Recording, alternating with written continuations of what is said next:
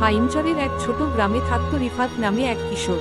তার বাড়ির পাশ দিয়েই বয়ে গেছে মেঘনা নদী।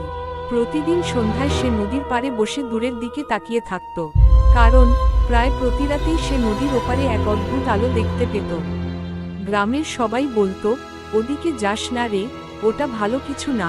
কিন্তু রিফাতের কৌতূহল দিন দিন বাড়তেই থাকল। একদিন গভীর রাতে চাঁদের আলোয় নদী ঝিকমিক করছে। রিফাত সাহস করে একটা ছোট নৌকা নিয়ে নদীর দিকে রওনা দিল। ঢেউগুলো যেন তাকে থামাতে চাইছিল, কিন্তু সে থামেনি। নদীর মাঝখানে পৌঁছাতেই হঠাৎ চারদিক নিস্তব্ধ হয়ে গেল। বাতাস বন্ধ, ঢেউ থেমে গেল। শুধু দূরের সেই আলোটা আরো উজ্জ্বল হয়ে উঠল। রিফাত কাছে যেতেই দেখল, ওটা কোনো আলো নয়, একটা পুরনো ভাঙা ঘর। ঘরের ভেতর থেকে আলো বের হচ্ছে।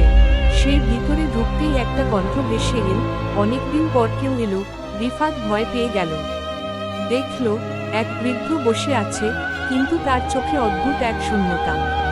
বৃদ্ধ বলল, আমি একসময় এই গ্রামের মানুষ ছিলাম। নদী আমাকে নিয়ে গেছে, কিন্তু আমার আত্মা এখানেই আটকে আছে। রিফাত কাঁপতে কাঁপতে বলল, আপনি মুক্তি চান? বৃদ্ধ মৃদু হাসল, কেউ যদি আমার গল্পটা সবাইকে বলে, তাহলে হয়তো আমি মুক্তি পাব। পরের দিন সকালে রিফাত গ্রামে ফিরে এসে সব ঘটনা খুলে বলল। কেউ বিশ্বাস করল, কেউ করল না। কিন্তু সেই রাতের পর থেকে আর কোনো আলো দেখা যায়নি নদীর ওপারে। আর রিফাত, সে আজও মাঝে মাঝে নদীর পাড়ে গিয়ে চুপ করে বসে থাকে, হয়তো আবার কোনো অজানা গল্পের অপেক্ষায়।